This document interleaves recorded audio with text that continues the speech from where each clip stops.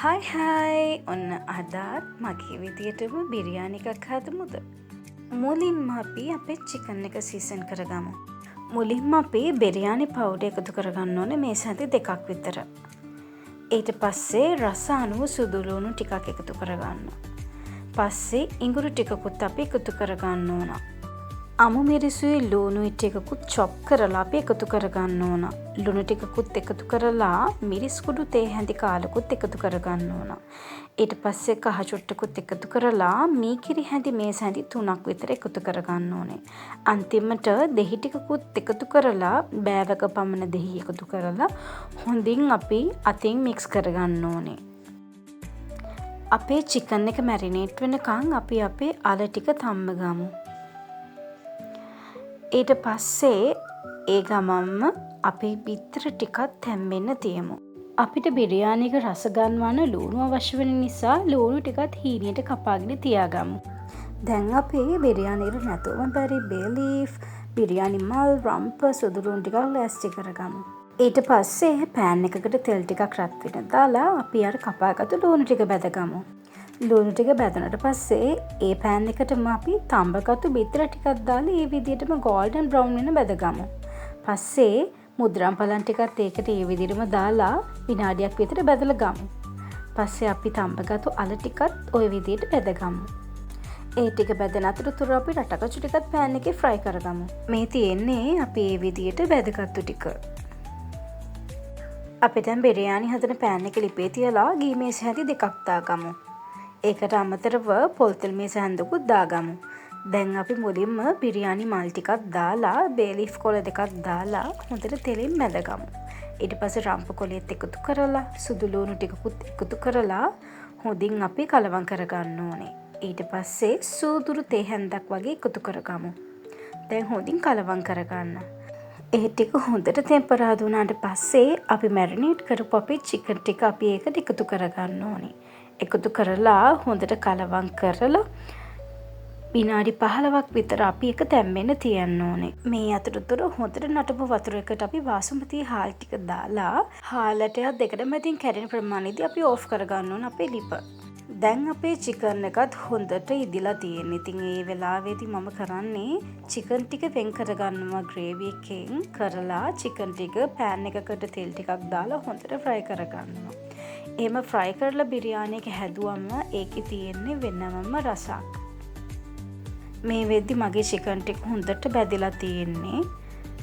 අපි චිකන් එක මැරිනේට් කරලානේ බැද්දේ. ඉතින් ඒක නිසා ඒකේ අපි එකතු කරපු ෆ්ලේවර්ස් ඔක්කොම එකට එකතු වෙලා පුදුමාකාර රසයක් චිකන් එකට ඇවිල්ලා තියෙනවා.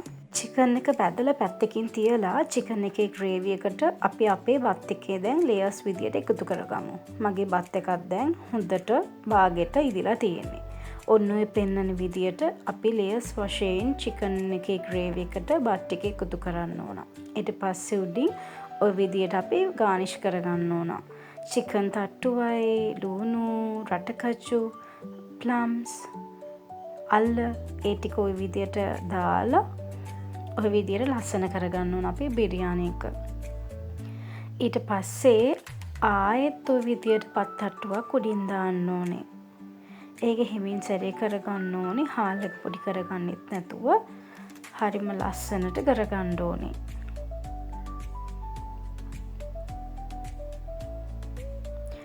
ආයෙත් අපි උඩින් ওই විදියට ලුණු ටිකක්, රටකචු ටිකක්, බැදපු අල ටිකක්, ප්ලම්ස් ටිකක් යහමින් දාගන්න ඕන. ප්ලම්ස්, රටකචු ඔය වගේ දේවල් අපි ඇඩ් කරාම අපේ බිරියානි එකේ වෙනමම රසක් එනවා. අකමැති අයට නොදා ඉන්න පුළුවන්. ඉතින් ඒ වුණාට දැම්මොත් විශේෂ රසක් ඇඩ් වෙනවා අපි බිරියානි එකට. විශේෂයෙන් කියන්න ඕන බිරියානි හදන්න බිරියානි මල්, බේ ලීෆ් අත්‍යවශ්‍යම නැහැ. ඔයාලට තියෙනවා නම් දාගන්න. බිරියානි එකේ උඩලේ එකක් දාගත්තට පස්සේ අපි බිරියානි කලරින් එකතු කරනවා.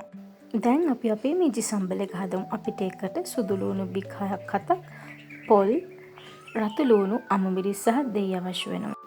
තව අපිට මේකේ රසය වැඩි කරගන්න සීමල වතුර ටිකක්ද අවශ්‍ය වෙනවා. දැන් මම පෙන්නන විදියට හැම එකක්ම ඔය වගේ කින් එකට බ්ලෙන්ඩර් කප් එකට දාගන්න ඕනේ. ඔක්කොම එක සැරේ දාන්න නැතුව අපි එකින් එකට දාගන්න ඕන. අන්තිමට පොල් ටිකත් ඔය විදිහට දාගන්න ඕනේ. අන්තිමට අපි දෙහි බෑවක යුෂ ඔය විදිහට එකතු කරගන්නවා. ඊට පස්සේ සීම් යුෂ ටිකත් ඔය විදිහට එකතු කරලා හොඳින් බ්ලෙන්ඩ් කරගන්න ඕනේ. මේ තියෙන අපි රසට හදාගත්තු අපේ මිංචි සම්බල් එක. දැන් අපි අපේ රයිත එක හදමු. බීලුණු ගෙඩි 3ක් විතර අරගෙන කොටු හැඩ වෙන විදිහට කපාගෙන අපි බීලුණු ටික ලුණු රසය හමින් ගම්බිරිස් හමින් දාලා අන්තිමටම යෝගට් හරි කිරි හරි එකතු කරලා අපිට රයිත එකේ රස බලන්න පුළුවන්. මේ රයිත එකට ඔයාලා කැමති නම් ගර්කීන් ගෙඩියක් තව තමන්ට කැමති නම් අමු මිරිස් කරල් 2-3ක් වගේ එකතු කරගන්න පුළුවන්. හීනියට කපලා මම දෙකට එකතු කරලා නැහැ. ඉතින් ඔයාලා එහෙම කැමති නම් ඔයාලා ටික එකතු කරගන්න පුළුවන්. දැන් නම් අපේ බිරියානි එක රෙඩි. ඉතින් තවත් ඔයාලට මතක් කිරීමක් කරන්න ඕනේ. බිරියානි එක හැදුනට පස්සේ හොඳින් කලවම් කරන්න ඕනේ අපේ බත් ඇට ටික කැඩෙන්නේ නැති වෙන්න. ඉතින් ඔයාලට පේනවද හරිම රසපාටට බිරියානි එක අද හැදිලා තියෙනවා. ඉතින් මේක විශේෂත්වය තමයි චිකන් බැදලා දාන එකෙන් විශේෂම රසයක් එනවා සහ ගිතෙල් එකතු කිරීමෙන් විශේෂ රසයක් එනවා. ගිතෙල් නැත්තම් බටර් හරි යොදා ගන්න පුළුවන්. ඉතින් ඔයාලත් හදලා බලලා මට රස කියන්නකෝ. එහෙනම් මං ගිහින් එන්නම්. බයි බයි.